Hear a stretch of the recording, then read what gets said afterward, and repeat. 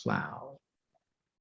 Okay, this is the West Shore Photography Club. This is a regular Monday evening session, and it's Monday, August the 30th, 2021. We have quite a bit on the agenda this evening, so we're going to make some announcements. One of them is that our trip for Wednesday evening to the Meadowbrook Gardens for the sunflowers is going to be canceled due to the weather that's coming up. And we're not going to reschedule that because you can actually go there at any time that you want. Next Monday night is Labor Day, so we're not going to be having a meeting that night. That's on September the 6th. But on September the 8th, we are going to have a field trip, and that's going to be to downtown Harrisburg at the state capitol, where we hope to photograph the water fountains in Blue Hour, and that can be absolutely spectacular. And after that, we're going to then do some long exposure, like light trails of cars on 3rd Street and on State Street. That'll be a relatively short trip on next Wednesday night at 7 o'clock, probably be done by 8:30 or so. And then on Saturday, the 11th, we're going to have a trip to the skateboard park in Steelton, and we'll talk about that in some details. Norbert's going to be leading that. And on the 13th, we have our kickoff meeting for the year, our club's year, and Sean Lowe is going to be speaking to us, and this is absolutely going to be a fantastic session. This is a man that at age 6, he was acted on Nickelodeon, and then at 7, he was in a David Letterman show, and at 8 years old, he did a piano solo at New York's Carnegie Hall.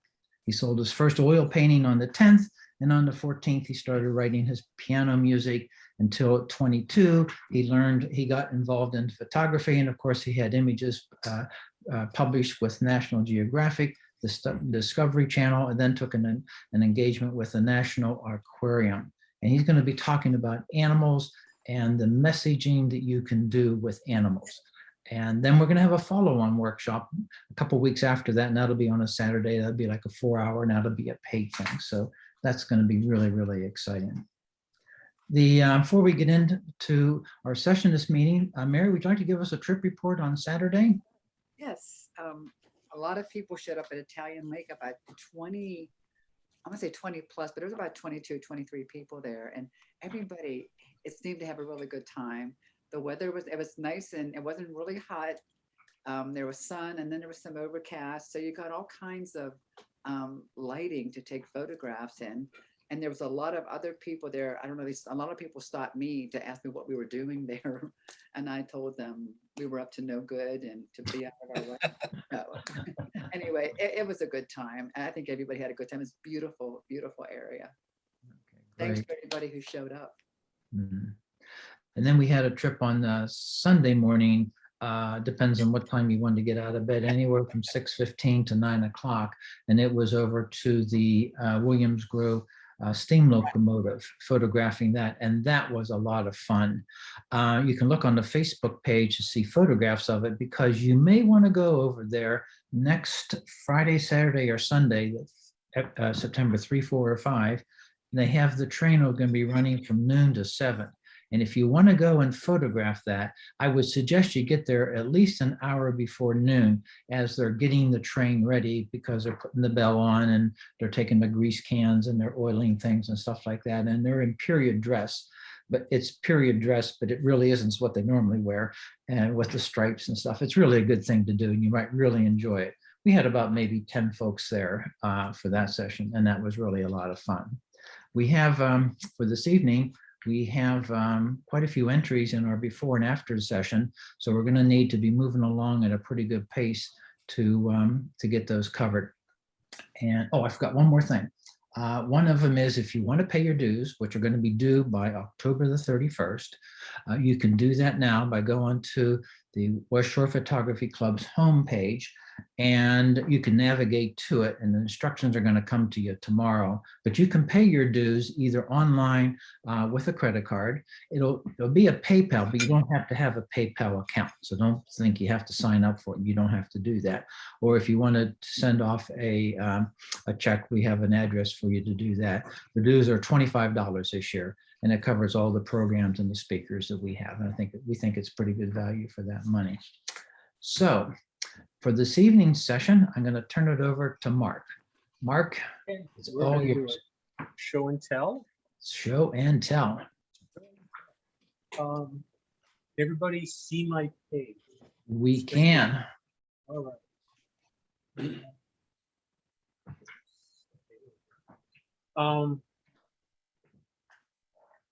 gonna quickly go over the ground rules. Everybody's seen this, but I just wanted to go over it quickly. So let the host know, the host is me tonight, how to display your images. If you want the original, then the final, or the final, then the original, or both on the screen at once.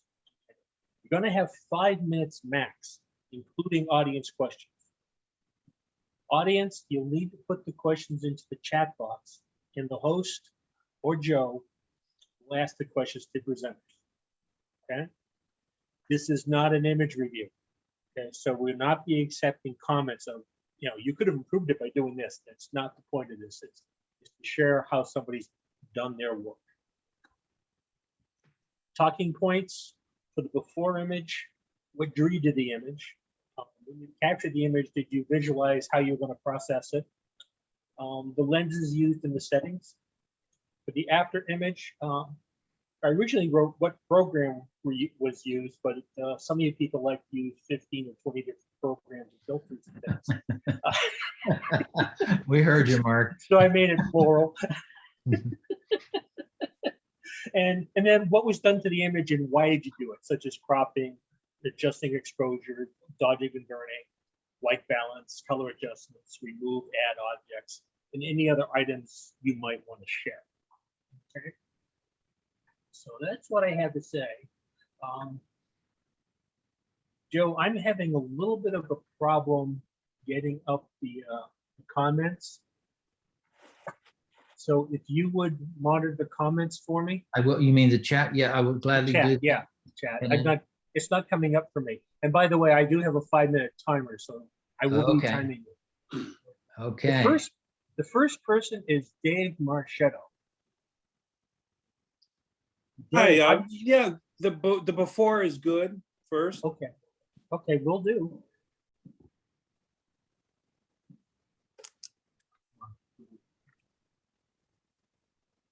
It's really good to kick this off. I've never done this before, so I think it'll be fun for me.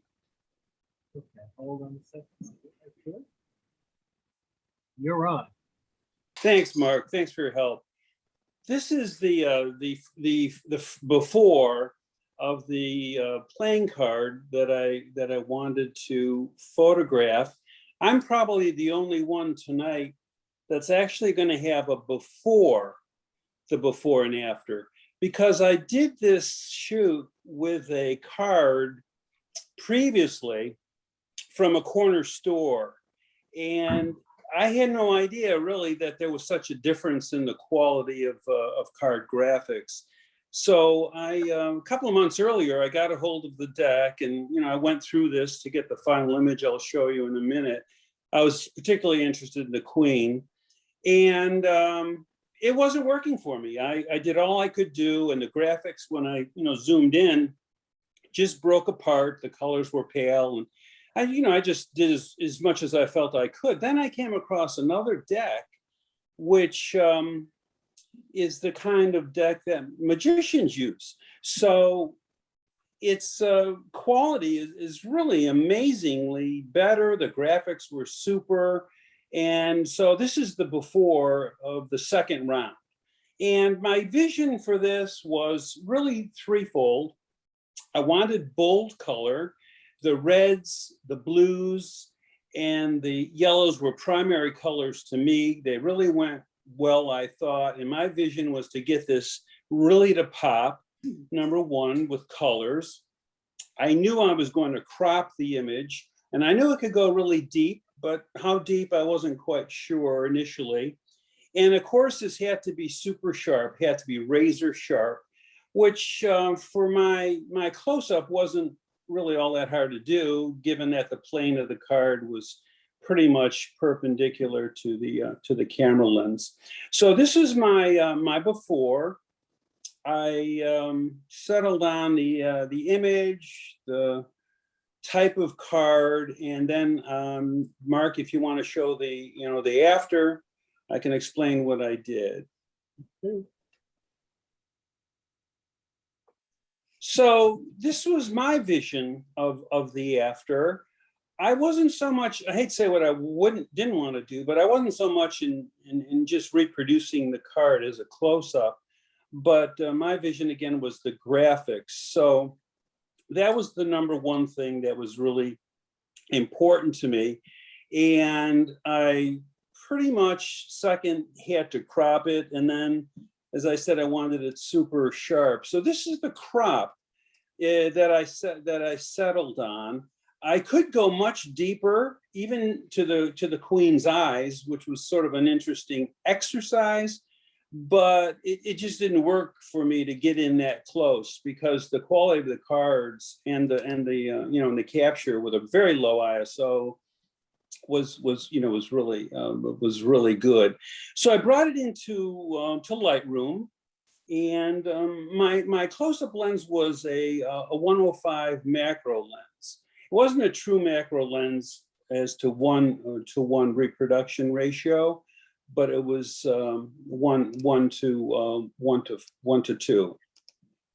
So I went into Lightroom and did several things first. David, David, no, interrupt you. Yes. We have a minute and a half left, okay? Thank you. I went to Lightroom, boosted up the saturation of the colors, number one.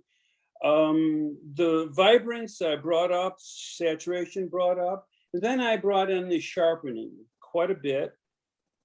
And I boosted the saturation and the vibrance of all the colors. That crop was important to me on the bottom to frame it and get the line on top. And by that time, I was pretty happy with the result. And I'll take any questions. David, what did you do for lighting on that? It was difficult, Joe, because it was so close. I used studio lights, one on each side. Okay. And I had to be careful of the intensity of the light. I couldn't have any shadows or anything, but getting the card that close to the lens made lighting actually harder than I thought. Okay, great. Well, if there are no other questions, it was a lot of fun. Joe and Mark, thanks for the opportunity to weigh in. That's it. Like to have it. Mike Donovan, you're next. The before right now, please. Okay.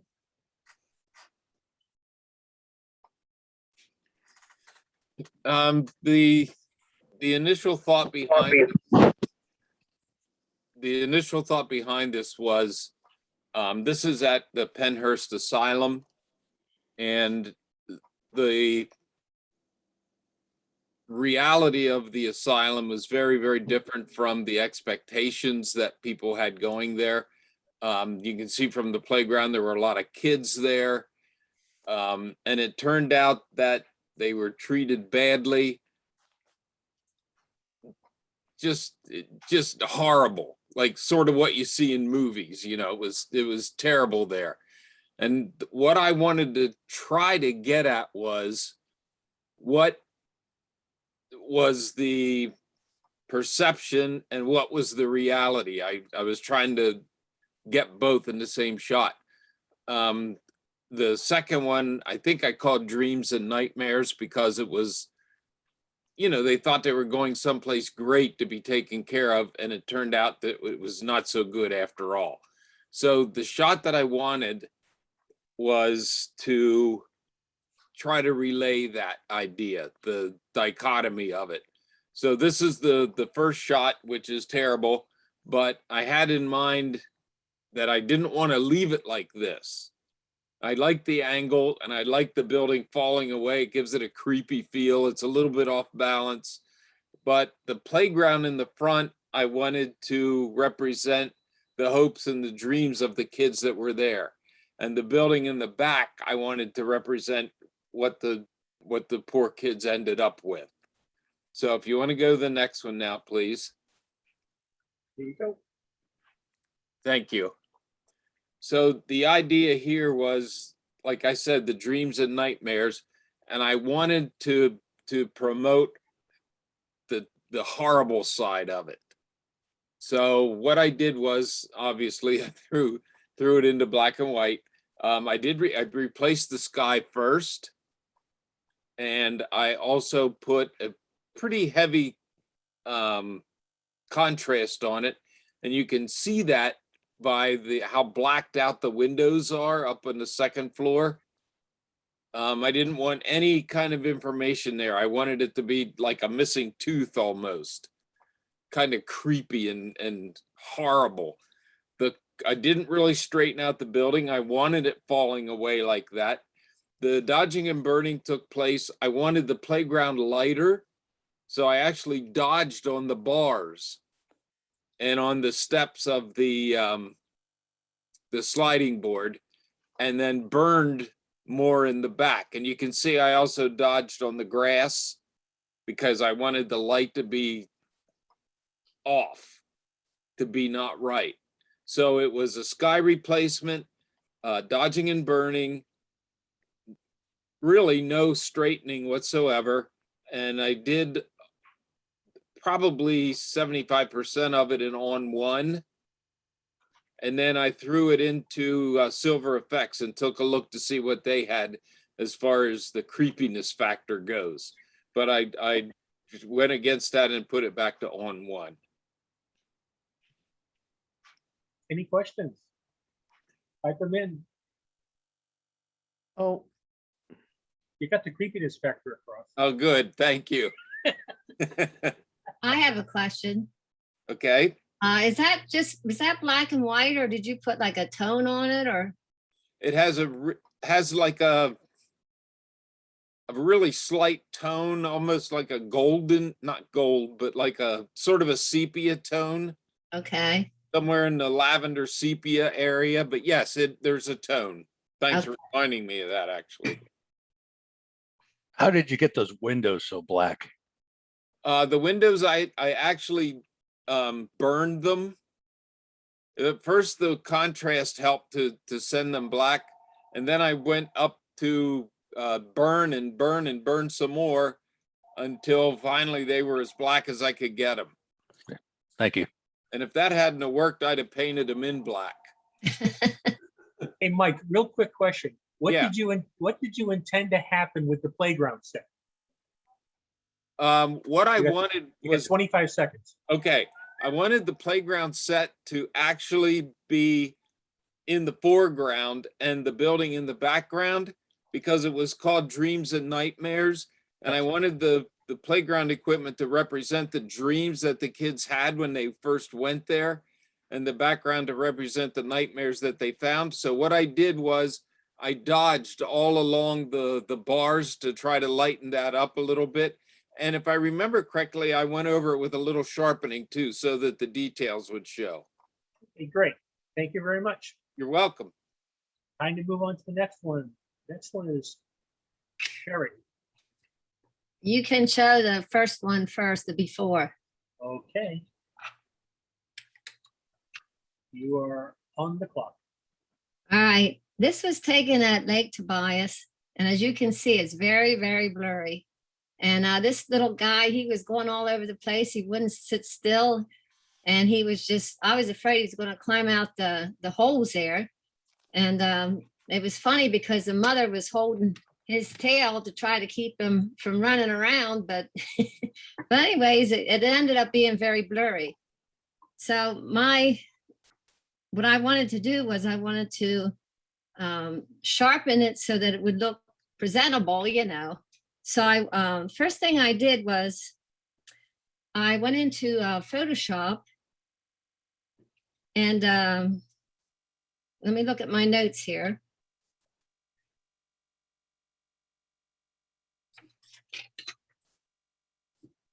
You want me I'm to go to sorry, the I went on- actor? I went under filter, and I went into the camera or the shaken filter, sharpen it. The shake reduction, it's called. And after that helped a lot. But after that, I went and you can put the other one on. Okay.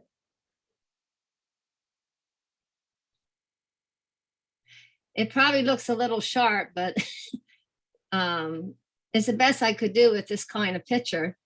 And then I put a very mild high pass on it too. I cropped it in and I added a little bit of warm into the image. I didn't do much more with it. I didn't, just kept it simple. No dodging, no funny colors, no painting. And that's about all I did. I just want to make it presentable so it looked a little sharper than what it was. But I do want to go back and retry again. Because that guy was just so cute. What were you using for settings and what kind of lens were you using? You know, I forget, I think it was my 100-400 lens Okay. that I was using.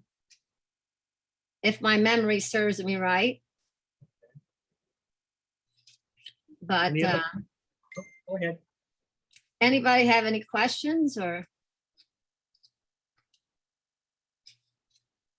There is one on chat, and that was, never mind, that was another one. That was Mike. Sorry. Okay, Sherry, thank you. All right. The next one is Steve.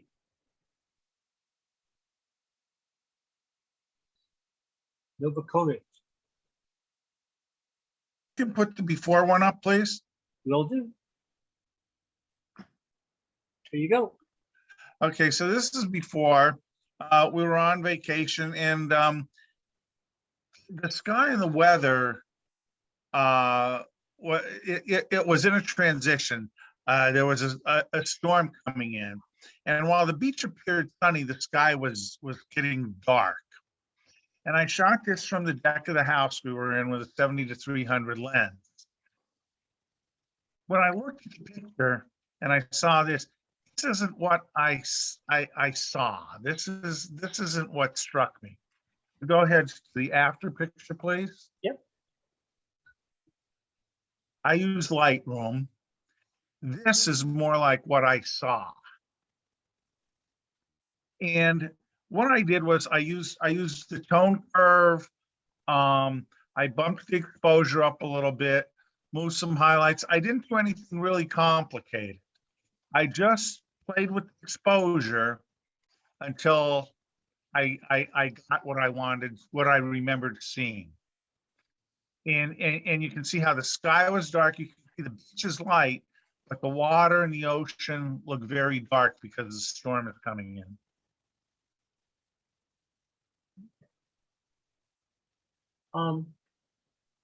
When you took the shot, what did you expose for? Just do a general exposure or expose for the sky or the Again, sand? it was it came through good. It was garbled. Could you say again, please? I was just asking how you determined exposure when you took the picture. Auto exposure. Okay. I just let it go auto. I shoot manual. It was not auto exposure. I used the meter in the camera. And my camera generally, my view, I think it overexposes. I use a 5D4. So I guess I didn't do it when I shot this picture, but usually when I shoot the pictures, I go a half stop underexposed with the meter that's in the camera. Steve, I wanted to ask you a question. On where you have the blue umbrella, then you have the sand. There's a strip of sand there that's very, very light. Did you lighten that up purposely, or was that natural? That's the way it was. No, This is one of the things that caught me was the contrast between the dark and light when I took that picture. And then when I looked at it after I got it out of the camera, it didn't look anything like what I remembered seeing. mm-hmm. But the blue umbrella, I thought that the blue umbrella is one of the things that I found interesting when I was framing the picture in the viewfinder. Mm-hmm. What was your focus point? My focus point was down the beach there where that little crowd of people are, somewhere between there and that water tower that's way in the back. What was your f-stop? I don't remember. Okay. If I pulled it up in Lightroom, I could tell you, but I don't remember. Now, one of the things after I sent this in for the before and after, I brought it up to 100%. And that guy that's sitting in the chair just to the right of the blue umbrella looked pretty, it looked a little noisy and a little out of focus. And I sent it over into Topaz denoise. And when it came back, it was remarkably sharp and clear. And the noise was gone and the guy was sharp. Topaz denoise, I can't say enough about Topaz denoise. I think a lot of people here like it. Anything else? Thank you, Steve. Thank you. And now it's Mary Fox. Thanks, Mark. You can put them aside. You can put the before and after side by side if you like. I can do that.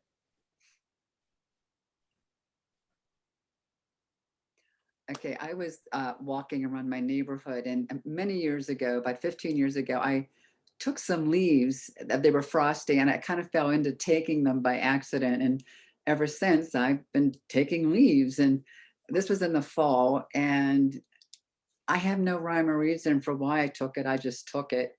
And I just like the way they look or disintegrate or evolve into what they are. And you can see the one on the left is really dark and underexposed and everything. And I usually first of all, I use a 7D Mark II Canon and a 24-70 lens for this. And that seems to be my go-to lens for almost anything. And I lower the exposure, raise, I don't have it in front of me. I thought I was going to be able to like keep my Lightroom thing up here too, Joe and Mark, but I couldn't. But I do sharpening, I do not sharpening, I do clarity, I do texture because I like those two things. And then when I get into the color, I raise the gold. And if I find a part that was too light or too dark, I went to the adjustment brush.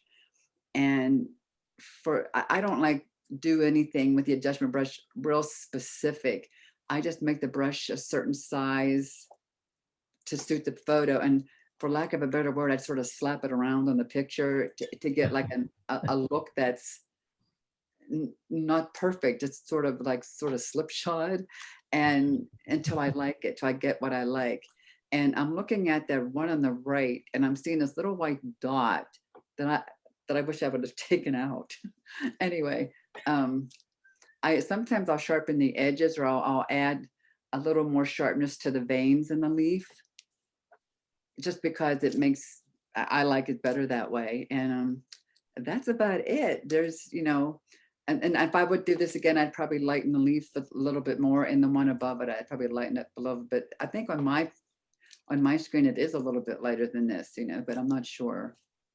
So if anyone has any questions, I'll try to answer it. What was Bryson's comment that the work is never done, we just stop working on it? Yeah, right, Bryson, yeah, it's never finished. He's right. In my case, he is anyway. Anybody Mary? have any- Yes, Sherry. What lens did you use again? I didn't hear you. I was, Oh, that's okay. A 24-70. oh, okay. Yeah, that's a nice lens. It is. It's a good one for me. So you did all your processing in Lightroom? All in Lightroom, yes. The other question, did you sharpen the veins with an adjustment brush? Some of them, yes. Sometimes with the adjustment brush, I will go into, on this one, I'm not sure I did a whole lot of it, but sometimes I go to the veins and I'll make them a little bit darker, and I use that, not just make it darker by the exposure, but I also move the clarity slider up. Not the clarity, the texture slider up, because the clarity makes it like I don't know, it does something different, but the clarity, the Mhm. texture one, I like texture. So I definitely use the texture slider a lot when I'm using the adjustment brush. Okay, great. Any other questions? I'm Mary. Yes. I just an observation. I bet when you took this picture, your light meter was fooled by the light background. You know what, George? That's why the leaves were darker than you wanted. Probably, but you know what? I have no clue about a light meter, to tell you the truth. I know. I mean, in your camera. What? Oh yeah, I know. I know what you're talking about, but I don't know what to tell you there, George. Well, Mary. if it focused on the background, it would have made the rest darker to compensate Oh, I for get the what you're light. saying. I get what you're saying. Yeah. Do you shoot, what mode do you shoot in, manual or aperture priority or shutter priority? I use aperture priority mostly. Sometimes manual, but mostly aperture priority. Any other questions? Thank you very much, Mary. Thank you, Mark.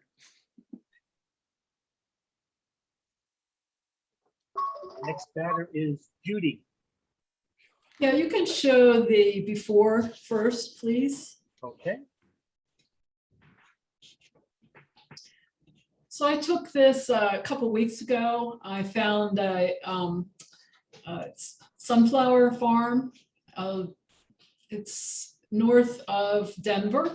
And I was there around noontime. It was 97 degrees, and that's about all I could take. But I did take like 300 pictures. This somehow turned out to be one of the last ones. I shot this on manual, and it was at f/18, 1/60th, and the ISO was 100. And I used a 60 macro lens. And I shoot a lot of plants, and especially like to do close-ups and flower photography. Often I'm taking a hike and I do it along the trail, and the backgrounds are not the best. They get messy and brown, and you can see the leaves in this are not very, very good looking. So anyway, this needed some changes. So the flower itself wasn't too bad, but the background wasn't very good. So if you'd show the after now.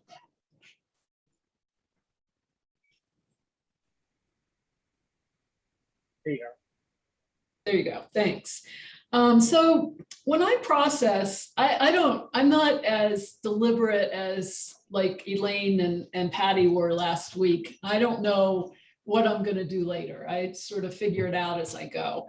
And what I usually do is I shoot Canon, and so they have some software, and I usually go in there and do a couple things. Sometimes I crop it in there.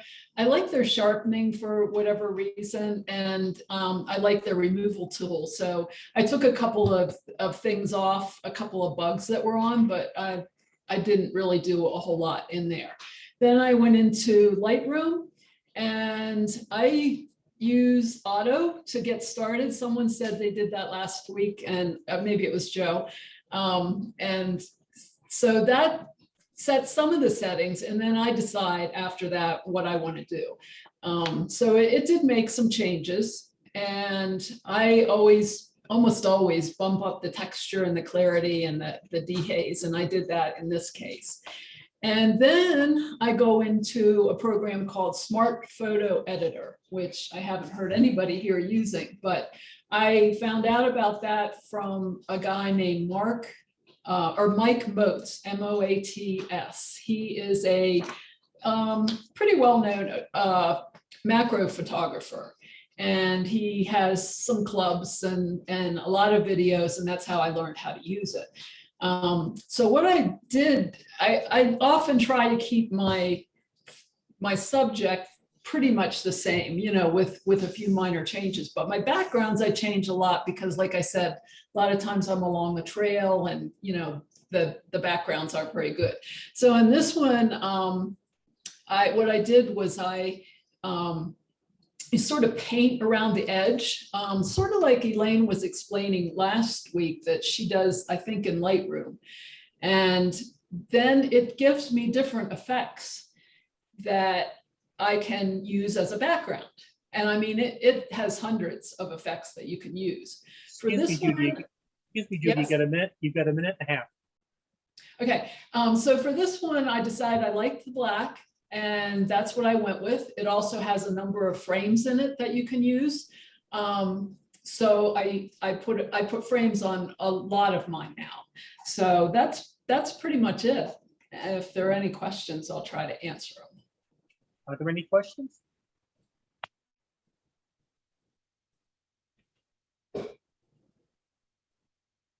Do you have a long macro lens too, as well as the 60 millimeter? That's all I have right now. Okay. I'm looking at getting a longer one, but they haven't come out with the one that I want yet. Okay. You're color coded with Canon your is- flower. What's that? You're color coded with your flower. Oh, yeah, I am. I didn't realize that. That's true. Okay, Judy, thank you. Mhm. Next one up is Joe Farrell. Okay, thank you, Mark. Can you put them side by side? I think that'll be, I after I'm certainly seeing can. them, it looks, that might be better. Okay, Go for it. okay. This is taken down in Chincoteague, and I used a full frame camera and 150 millimeter. I have a 70 to 200 f4 lens, which is my go-to lens for this kind of stuff, and 150 millimeters f150. I used f19 because since I was zoomed in at 150, I was concerned about the depth of field. And normally I would never use an f19, but I did that on this one because of my paranoid about having everything sharp in the depth of field. It was 1/320th of a second, and I use auto ISO, and I'm sure I used this one under aperture priority, and the ISO on this one was 450. When I took the shot, I looked at the image on the left, and I kind of knew what I wanted to do. I knew I wanted to get rid of that board on top, and I knew that if I cropped that out, I was going to have a real problem with it being real close to the edge, and I knew that. And but that was my vision for it. And I knew I was going to use clarity and a little bit of dehaze to bring out some of the grunginess of the boats. So I took it, that image, and it was a raw image. It was on a 45 megapixel camera, so a Nikon, so therefore it had lots of detail there to work with. I took it into Lightroom, and the first thing I did was as Judy mentioned there, I typically will hit the auto button first to see what Adobe thinks I should do with it, and then I take it from there. And before I really started on it, I cropped the top part out, and then I took it into Photoshop, and I used the expand canvas. So I added more room to the top of the image. So I had a little bit of space there because it would have been touching the top, and I didn't want to get the wrath of Michael when we had a review and I was being too close to the top. Kidding you, Michael. Thank you. So I use the expand canvas, and that's something that I use in Photoshop quite often, actually, if I'm too close to an edge, and it works really remarkably well. So I use that, and then I came and I darkened down the palings that the canoes were sitting on, but I didn't darken them completely because I wanted to have some place for them to sit. And so I have them, I darkened them down, then I brought back on some of those palings and the blocks, I brought back a little bit of light by using the adjustment brush in Lightroom. And let me see, I cropped it, I darkened the part that I didn't think were important. Then I expanded the canvas, used clarity to goose it up a little bit.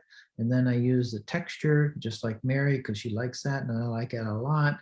And Lightroom, aperture priority, full frame. That's what I did.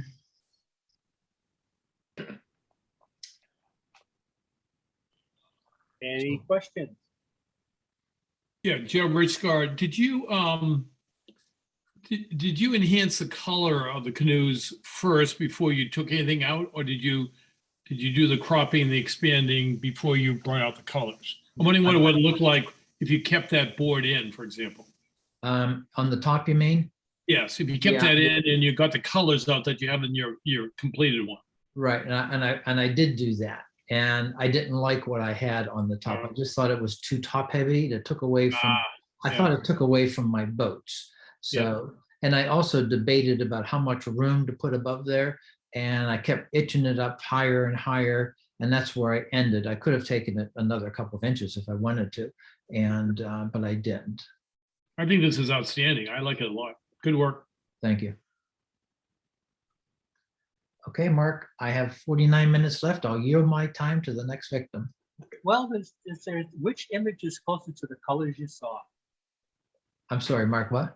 Which image is closer to the colors you saw? Oh, on the left for sure. Yeah. I knew it was going to goose them up, so. Gotcha. The next one is Punky Pie. Okay. Might as well put them both up, please, Mark. Okay.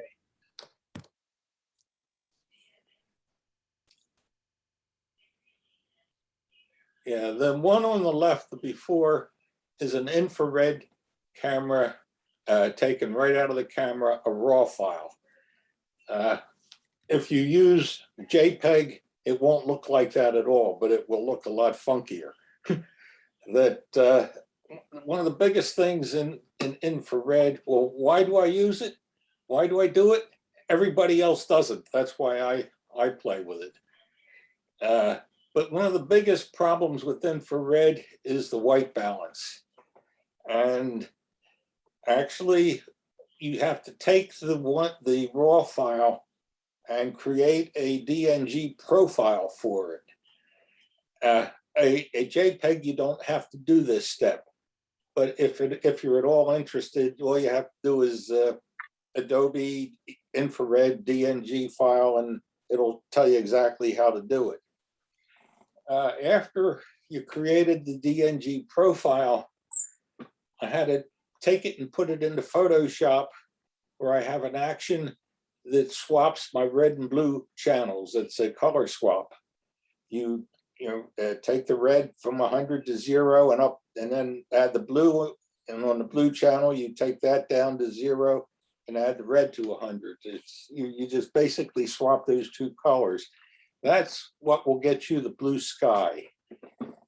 After that, it was just playing with it, coloring things in. It was all done in Lightroom. That adjustments were contrast, highlights, black clipping, white clipping, shadows, toning, hue, exposure, auto tone, clarity. It's just, for those of you who like playing with software to do color infrared, that this is your thing. If you like playing with the software. I myself don't. That's why I haven't done color for a couple years now. I've concentrated more on black and white when it comes to the infrared, because I could never, ever make the colors look totally natural. That you can see this, yes, to me, it looks okay, but I know those are not natural colors. That's not what you see in the fall of the year. I'll take any questions if people have it. There are two.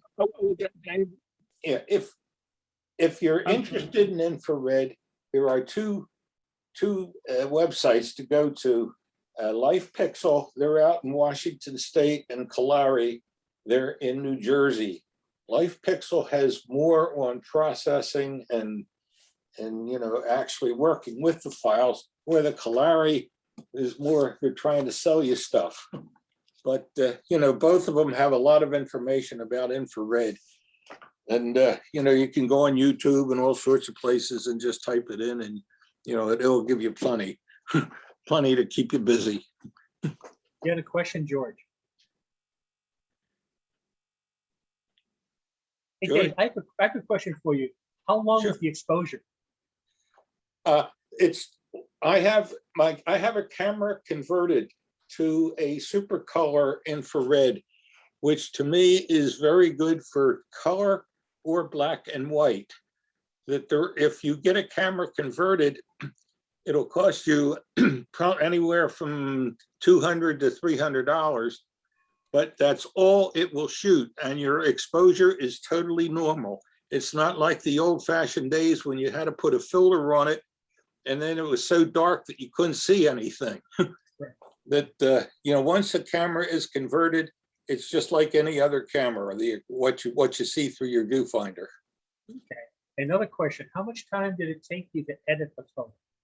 Oh, this was quite a bit of time. That I am not one who likes to play with software, and this I actually did 6 years ago, and so it did take a good amount of time.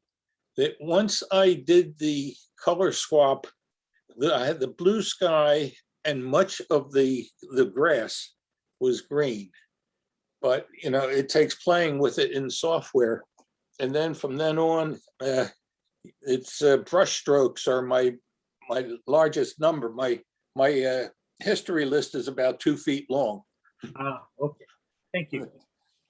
Great Dave? subject, Dave. Yeah. Hey.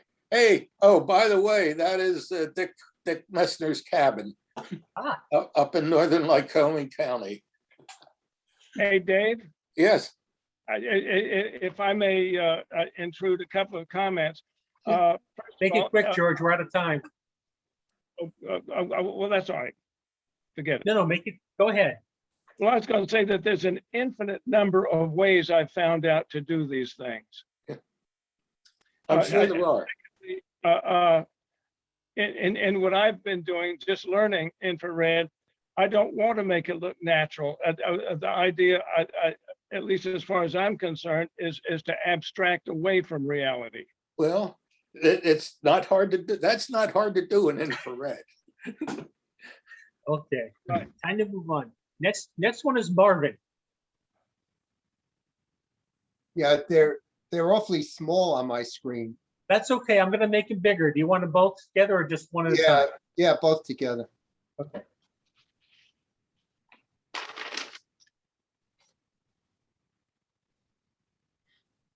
Now, a friend of mine who's not into photography, I showed him this, and he said, "Well, this is like the opposite of what you should show him, how you can make something worse rather than better."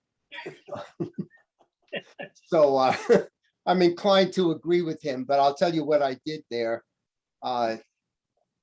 First of all, I went into Silver FX and I chose the high structure harsh, because what I was trying to do was to get the muscularity to show. Okay, so then I reduced the highlights and I reduced the exposure a bit. And I increased the sharpening on the back, but not on the neck or head. And then I had to increase the canvas size because I felt that the elbows were way too close to the edges. So in Photoshop, I increased the canvas size. Then I used the Photoshop select subject and then I inverted that selection. And then I selected, then I did edit fill with black. And finally I cropped some of the pants off, but it looks like a horror movie. Oh, I wouldn't go that far. Anyway. Any questions? I got a quick one for you, Marvin. Did you shoot this with you've been doing a lot of shooting with your smartphone. Is this done with your phone or with camera? No, this is done with a camera. This is done with the Fuji X-T2. Okay. Yeah, this Any is other- Dave. Can you increase the canvas size in Lightroom? Does anybody know? That's really a very No. effective approach. No, you can't. Okay. Any other questions? Thank you, Marvin. You're welcome.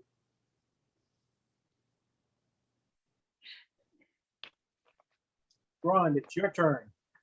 Put the original up, please. Okay. There you go. All right, this is what I call a, oh, I don't know, a remembrance shot or a go back to shot or whatever you want. It's something that I take from time to time to remind me to go back to someplace. So I was actually heading out of Gettysburg one day and I saw these three trees and I said, that has some potential. So I just, threw a shot out the driver's side window to remind me to go back there. And about a few weeks ago, I was looking through my Gettysburg shots and I ran into this and I couldn't, well, I was back a few more times and I never reproduced it. This was taken not this summer, but last summer, used an EOS 6D Mark II with a 24 to 105 lens at around 60 millimeters, 1/13 of a second at f11. So that's why it's kind of kind of out of focus, kind of soft. What I did, all I did was I looked at it. I'm thinking, well, it's not going to make it as a color. So let's see what we can do in black and white. So I took it right into black and white. I adjusted the blacks, the whites, the shadows, contrast, the exposure, to get it to a certain point. And then up in the right-hand corner, I shot it over into Photoshop and took those leaves out of there from another tree. So if you put the finished product up or the finished photo up, please. Wow, that's. So from here, what I did was I went into Silver Effects. And I put it in Silver Effects just to see, to get a starter spot with it. And looking at that now, that's I don't know, it's kind of more than what I would have expected, but I'm using a white background. yeah, that does it too. I wanted a high key, and that's what I wanted to look for in Silver Effects. I wanted to wash a lot of it out, which it did. So I selected, I don't even know what it was in Silver Effects, and I brought it back out again, and I think, let me check my Lightroom here real quick. I made a few more adjustments. Yeah, I just did some basic adjustments with dehazing and that kind of thing, and I also cropped it a touch, actually more than a touch, to kind of center it up a little bit and finish it out. I had this up in the competition and Chip gave some comments and I kind of like it like this, but in the middle there, that black spot, I was trying to take that out. And the more I work with it, the more frustrated I get because I want to keep the rest of it the way it is, but take that black out without,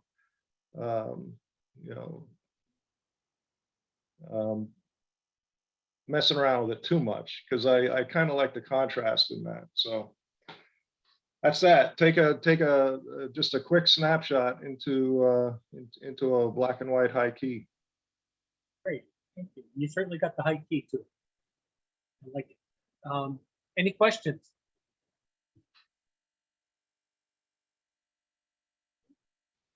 I think it's beautiful. I think it would make a wonderful picture on greeting cards. Yeah, to be honest with you, I don't mind that black spot in the middle there, but I mean, yeah, I guess it's just a personal preference. He did mention that it was a kind of soft as well, so I put it in. I also put it in, what is it? Sharpen AI by Topaz. And I'm trying to reproduce this a little bit and I'm not being too successful with it. So I just might let it the way it is. Ron, Yes. I think the softness makes the picture. I love Yeah, it. that's what I thought too. And that's what I'm trying to reproduce it and I can't get there. So Use your vision. That's beautiful. thank you. Ron, Time to if you move would on. take a brush and lower the blacks, just with the brush, only lower the blacks and work on that area, you might get closer to what you want. No, I don't know. I like that the contrast in there because with that being black in there, it kind of separates that front tree with the middle tree. If you make that black too light, then it kind of blends too much together. You're the artist. I think anyway. Time to move on. Yep. Thank you very much. Thank you, guys. And the next one is Mary Eileen. If you could put up the before first, and then we'll put up the after. Sounds good to me. Okay, what has drawn me to this picture is we have some sunflowers growing in pots on the back porch outside the kitchen window by the sink. And this year it has been discovered by goldfinches. And they have come in and basically, I've been watching them for the last couple months and shooting all the time. They move quickly. They'll dart down. They'll rip out a seed. They'll look around. They'll react to things. And so it's really hard sometimes to get them.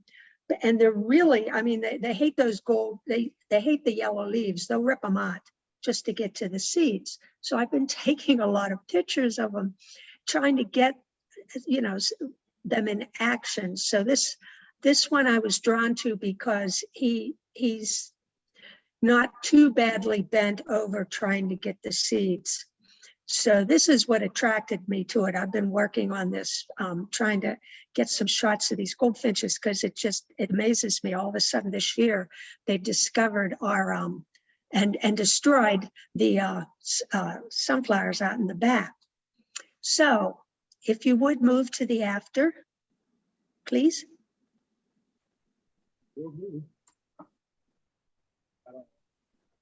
Okay. What I did was I work in Photoshop. So I took the raw file and sent it it comes through Camera Raw first. And so I got in there and I increased the haze, the clarity, the texture. I pulled down highlights and the whites.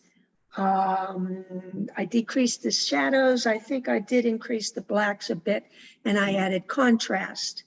And then from there, I went into Photoshop. And the first thing I did was crop it.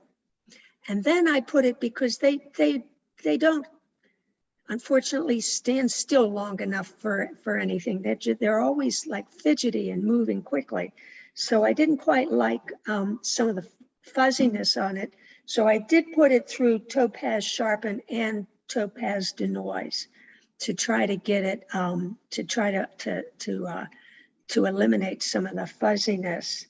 And then I did some work with the color, trying to bring out the color because I really liked the yellow and the orange on the how the leaves were more oranges and made his yellow more prominent, and did some work with shadow and highlights in Photoshop. I do everything in Photoshop. And then at the end, I ended up dodging his head and the beak and the top of the all the seeds and everything, because that was kind of dark because he had pulled, as he's getting into the seeds, he kind of pulls the flower down, and so it ended up making it a little too dark. The light wasn't reaching it. So I ended up doing a lot of dodging on his head and his beak and on the seeds.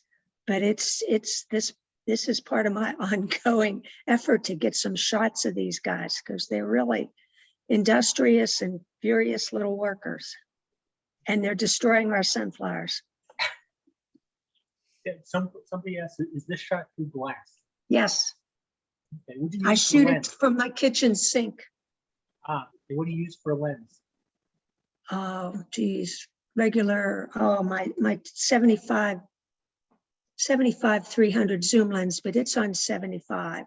And I was using a filter, polarizing filter, but this particular day I saw it while I was washing dishes and ran and grabbed the camera and didn't have the filter in. Okay. Any other questions? Yeah, Mary Ellen, did you try to do any dodging with the eye to see if the eye would come out with a little glisten, or was there no white there to There grab? was no white there, Yeah, yeah. that's the problem with His head was down too much. I've done that with other shots yeah. that I've gotten that weren't nearly as interesting, but yeah, I was able to bring the eyes out on them. But yeah, his head's down too low to get the eye. Yeah, that's a problem that I've had with both loons and pelicans. Yeah. They just won't cooperate. Okay, thank you very much, Mayor. Next is Norbert.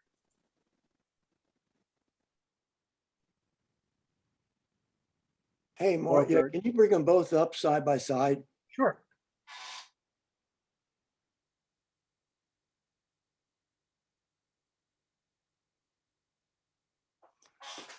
Okay.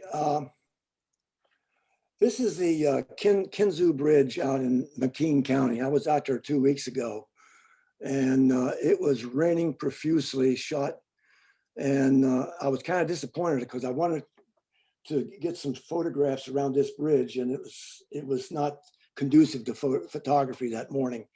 So anyway, the first time I walked out on the bridge, matter of fact, it was a shot with an 80mm lens, which was a crop factor, which gave me about a 120.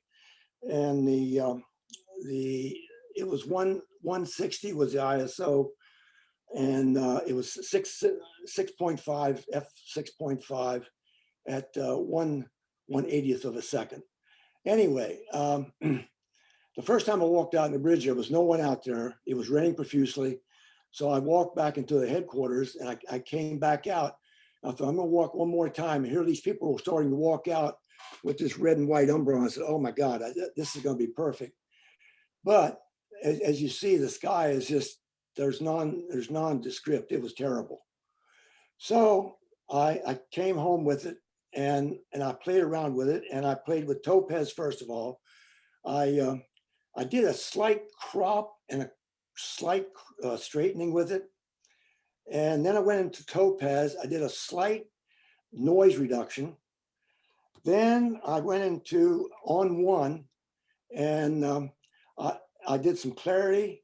No, I'm sorry. I didn't do on one. So I went into luminar, and I replaced the sky because it had to have a sky difference. And I made this sky. I wanted to keep the sky looking ominous because it's a rainy, moody kind of situation. And I thought this kind of a sky would really lend well to this photograph. So I did that. Then I went into on one, and I went into clarity, and I played around a little bit with contrast slightly, and a little bit adding a little bit of the color, and I put a little bit of a glow onto it. And that's basically it. I think you won the prize for the most programs used. There you go. There you go. Yeah. Yeah. Any questions? Norm, it looks like you've changed the perspective somewhat. How'd you do that? Well, that's why I cropped it, because I got a little closer to it. So that changed the perspective considerably. Huh.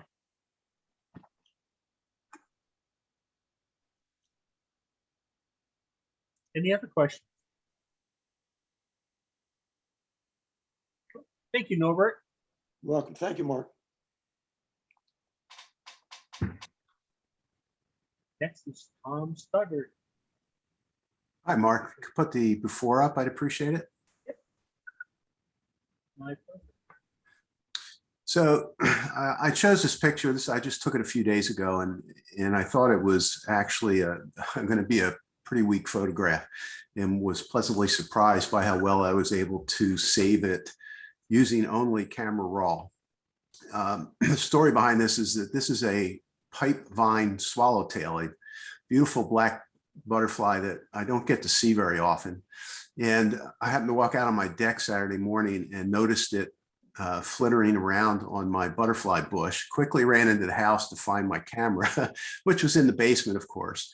When I got back out, I've seen these butterflies before, and I knew right away that it wasn't going to stay still for me, and I knew it wasn't going to stick around very long, so I didn't have much time.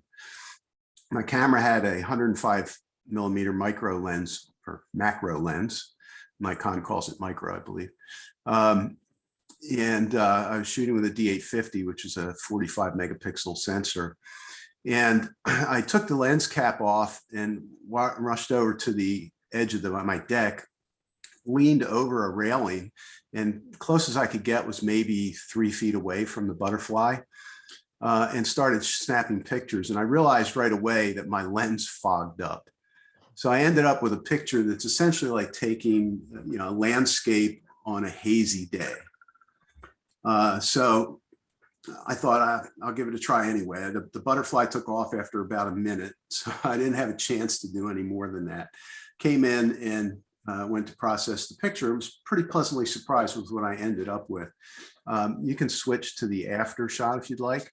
Like I said, it was shot at ISO 800. I think it was 1/500th of a second at f8. The macro lens has a fairly shallow depth of field, but I was, like I said, about 3 feet away, so that wasn't an issue.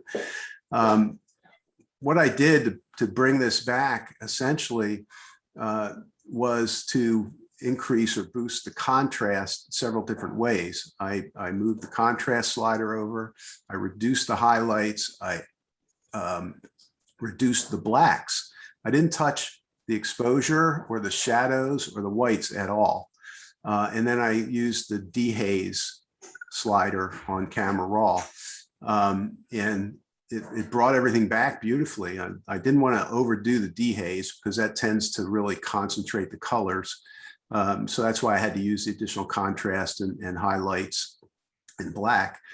So once I had gotten the butterfly looking the way I wanted it to look, I then used the adjustment brush to paint all around the picture because everything else was so bright, it just distracted from the butterfly. So I essentially just painted around the outside of the butterfly, and I reduced slightly the exposure and the highlights and the whites. And the reason I did that was because I wanted it to look natural. I didn't want it to look just to darken it and have a dark background. And by lowering all of those slightly, it kept everything sort of in balance, if you will. The only other thing I did was I added some sharpening. I masked it pretty severely and sharpened it so that just the butterfly would sharpen. And I also increased the luminance of the blue just a little bit because of what I did with everything else. The blue part of the wing got a little bit dark. It's kind of an iridescence that you see in that butterfly. So all in all, I was really amazed when I looked at it up close and realized just how much detail I was able to salvage out of that and the texture of the butterfly and the wings. And obviously I cropped it pretty severely. I don't think I mentioned that. So anyway, I think it's just a testament to what modern software can do to a weak image. Any questions? Everybody's overwhelmed. Thank you. Thank you very much.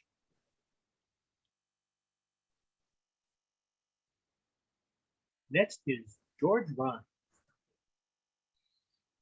Okay, Mark, if you can put them both up together, that would be fine. Will do. Okay, I took this picture Friday at a scrimmage that Dickinson was having with, I forget who it was. Anyway, my problem was, and I'm out of practice, by the way, for doing this. I'm going and trying to rehearse and develop some more skills and what have you. My problem is that I do not have the kind of equipment that the pros use for stuff like this, which is a full frame lens and an f2.8 zoom, okay? because that gives you a far less busy background. It blurs the background better. And I'm not going to invest in that sort of stuff just for taking these pictures because I do lots of other things. So what I was using was my Olympus OM1 Mark II, which is micro four thirds camera. And that has a lot to do with this. The lens I used was a prime lens, 75 millimeter, 1.8 prime, okay? 1.8 prime. With the crop factor, it's really the equivalent of 150 millimeters. I mean, with the view, but also since it's a crop factor of 2, and my 1.7 really becomes 0.5, okay? Which is not quite enough. Joe mentioned something the other day about doing this in Lightroom, and I forget the context where it was, so forth and so on. And I tried that, but it didn't work for me. So I thought, well, gosh, maybe in Photoshop it would work. And so I've got a number of steps that take about a minute and a half. First, you select this, well, you crop, of course. You select the subject, and then you select inverse, okay? Then you duplicate the layer, which gives you a copy of the layer, but with the player no longer in there because you've selected inverse. So all you've got is the background. Then you do a Gaussian blur. I did 20 pixels this time. I darkened it a little bit. With a HSL, I lowered the saturation a bit, I lowered the mask. Once you get the mask on that copy, you click on the mask, and then you go to the gradient. And in the gradient thing, you pick the linear gradient, which is that first little square of the 5 icons.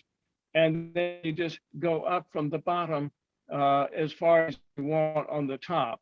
So that what you do is you remove all of that stuff where the gradient is, and you've got to, because you want the gas to be and you want it to be crisp and natural, but you stop it right about where that track is, that purple looking track, and then the rest is, it has the blur, has the darkness, so forth and so on.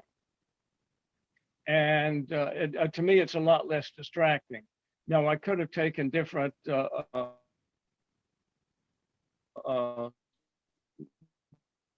degrees of darkness, but I made it darker. It didn't look good.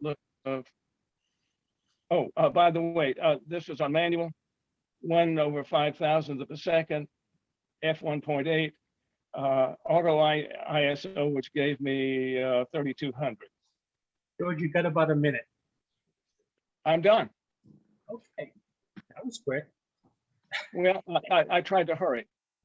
Thank you. Any questions? Did I skip anything? I don't think so. Goes to show you can crop on a micro four third sensor. Pardon?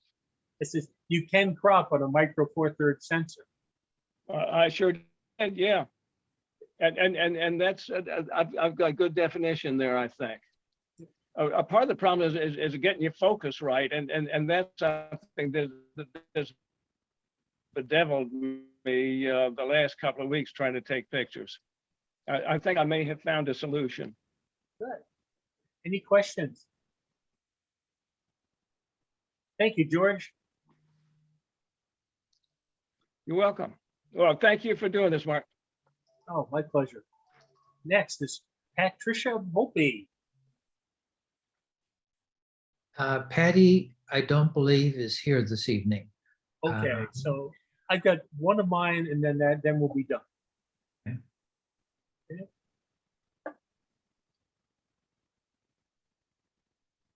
couple of weeks ago, let me set my timer so I don't go over. A couple of weeks ago, I was out shooting sunflowers near my house, and I saw a bud that was getting ready to come out, and I thought it was cool.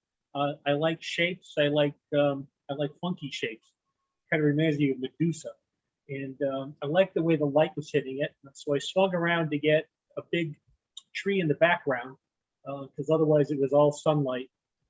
This was shot on my Sony a7R III with a 105 millimeter macro lens from Sigma, and I didn't know exactly how I wanted to process it when I took the picture. I did know I liked the way the light was hitting it, and I didn't particularly care much for this leaf that was sitting right here. So what I did was I started playing around with it and wasn't really getting real happy with what I was getting. And so I switched to black and white and cropped it and came up with how to do it. And came up with this. So I switched it to black and white. I put a I took the exposure way down to take the leaf out of here with a mask. I masked the background and took the exposure down a little bit, and also took the clarity down. And then I took another mask and put it around the bud itself, and I slightly increased exposure, and I increased clarity, and I think I increased contrast just a little bit. This was shot handheld, and I was looking up at it a little bit, which is why it has the angle. Any questions? Mark, I have one. Can you go back to the do side by side with the original? Sure.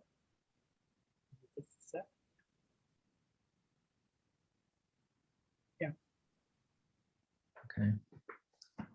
Thank you.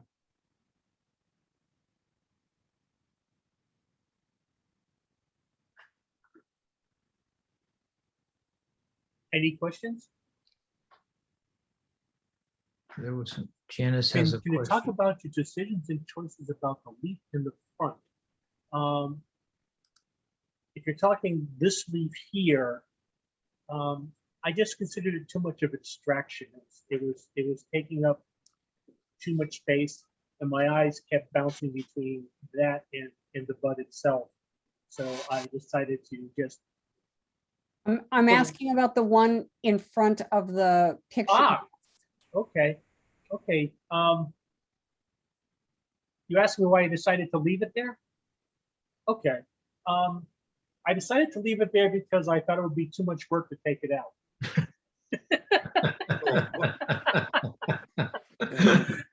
I did. Mark, could you have held it down with your hand? Thank you for being honest. I couldn't quite reach up to it to get it out of the way. Okay. And it just, I decided I processed this in Capture One. So I didn't do any photoshopping or anything like that with it, which I probably could have taken it out then, but I thought about it and said, well, I'm gonna have to finish building this stem, and I'm gonna have to finish building this leaf over here, and decided it was more than I wanted to deal with. And like I said, when I took the clarity down on it a little bit, it was less of a distraction to me. And Mark, even after you cropped it, you felt that that leaf on the left was too much? Yeah. Spring? Okay, yeah. I did. Okay. Because it took up this whole spot right through here. Got it. Good. Looks great. I like it. Well, thank you. Yeah, it's nice. Mark, I'm wondering what it would look like in a panoramic. Bring the top down and the bottom up, but broaden this thing real broad. Just an alternative look. Like Bryson said, you're never done with an image, right? And my next thing my actual next thing is, okay, I took for me the easy way out. I switched it to black and white because I love black and white. My next thing is, how would I do this in color? Maybe that's something to think about. That's something to think about. Yeah. And, I think it looked neat in black and white. Yeah, but I think you might be able to do something with it in color too. Yeah, I like the color of the background. That's really pretty. And the color with the purples and the dark purples. I think that was a Norwegian maple behind it. Or Norway maple, sorry, Norway That just maple. looks so neat. Yeah, that's why I was thinking about doing some processing in color with it too. And Mark, you're retired. You should spend the next week taking that leaf out at the bottom. Yeah, I agree. Lazy.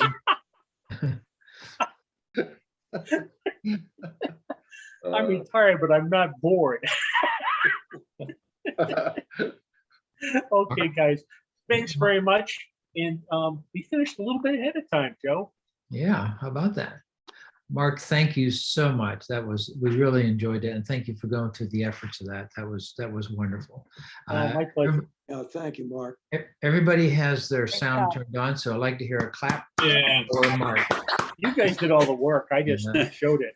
Yeah, right. Thanks, Great Mark. job, Thank everyone. you. Okay. Nice going. Okay, we'll see you on Wednesday, September 8th for a field trip, and the following Monday after Labor Day, the 13th. We'll see you for our next meeting. Thank you guys very much. Good night. Bye. Bye. Good night. Thanks. Bye. Thanks, Mark. Thanks again, Mark. Bye now.